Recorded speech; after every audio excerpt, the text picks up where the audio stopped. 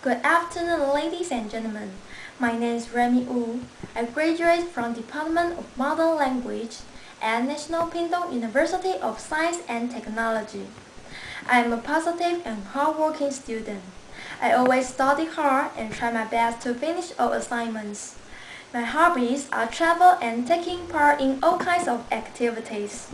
Moreover, I'm interested in learning foreign languages, so I have taken Japanese, Korean, and Spanish courses. Meanwhile, I joined Japanese club to learn Japanese language and culture. I also went to elementary school to teach basic Japanese for students. However, because of loving travel and being interested in hotel management, I have taken a lot of related courses.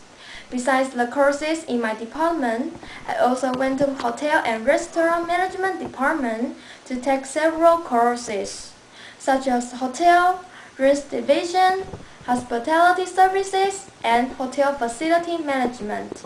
Furthermore, I got some certifications, TOEIC in 750 scores, BULOS Level 4 certification, and M4 Japanese proficiency test.